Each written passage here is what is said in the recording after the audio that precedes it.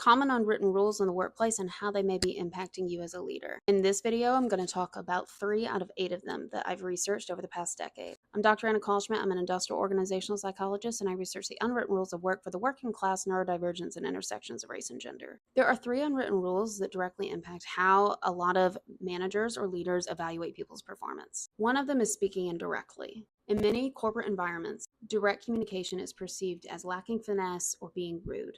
As a leader, this can show up when an employee from a background where directness is valued, such as someone who grew up around blue-collar workers where there's a safety issue, or someone who's on the spectrum and they don't read social subtext. They may answer your questions very directly. And you might think, oh my God, this person is so blunt, or they're rude in meeting. While the employee may think that their direct communication is saving people time and being very clear. And both of those could be things that show respect in their cultural backgrounds. If you're not aware of this unwritten rule and how to coach it, you can assume your employee has no tact instead of realizing that you need to translate some cultural barriers here.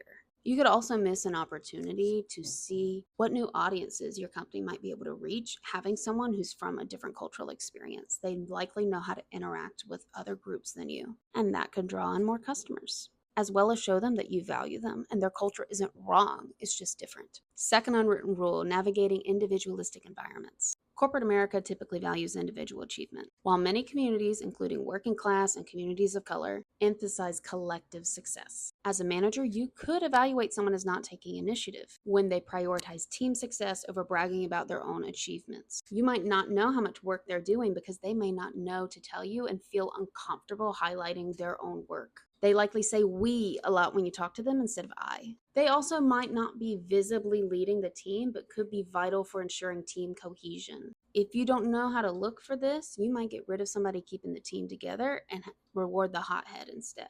Not everyone leading a team is a hothead, but we run into this problem a lot. Third unwritten rule, which I've been talking about a lot on here lately, is the unwritten rule of the informal hierarchy. I have worked across federal, private, and academic spaces, and very few of them have an accurate organizational chart.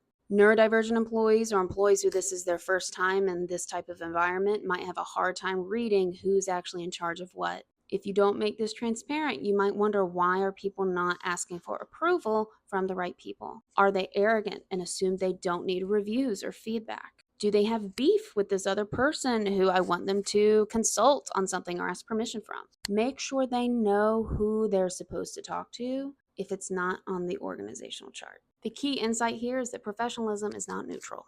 Unwritten rules are not neutral business necessities. They're cultural preferences that most of us do not know. When we mistake cultural preferences for job performance, we cause individual harm to employees and also business harm to ourselves. In my next video, I'll talk about how these rules impact people differently and why that matters to you as a leader. If you're finding value in this series, check out my playlist on the unwritten rules of work on my profile. And if you go to the link in my bio, you can join the mailing list for my book. It's coming out later this year. And if there are unwritten rules of work you'd like to hear about, drop it in the comments. I'll share what research I have on it.